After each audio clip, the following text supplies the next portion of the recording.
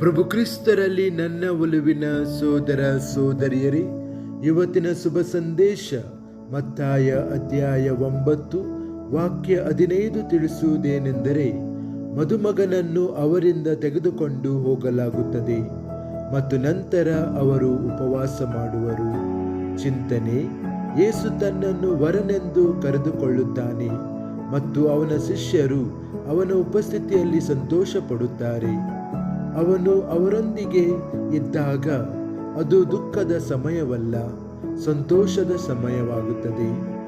ಆದರೆ ವರನನ್ನು ಕರೆದೊಯ್ಯುವಾಗ ಅವನು ತನ್ನ ಸಂಕಟ, ಮರಣ ಮತ್ತು ನಿರ್ಗಮನವನ್ನು ಸಹ ಮುನ್ಸೂಚಿಸಿದನು. ನಮ್ಮ ಆಧ್ಯಾತ್ಮಿಕ ಜೀವನದಲ್ಲಿ ಸಂತೋಷದ ಸಮಯಗಳು ಮತ್ತು ತ್ಯಾಗದ ಸಮಯಗಳಿವೆ ಎಂದು ಈ ಸುವಾರ್ತೆ ನಮಗೆ ನೆನಪಿಸುತ್ತದೆ.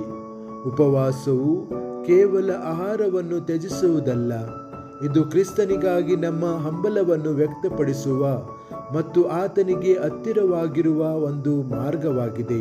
ನಾವು ನಮ್ಮ ಹೃದಯಗಳನ್ನು ದೇವರ ಸನ್ನಿಧಕ್ಕೆ ಹೆಚ್ಚು ಸಂಪೂರ್ಣವಾಗಿ ತೆರೆಯುತ್ತೇವೆ.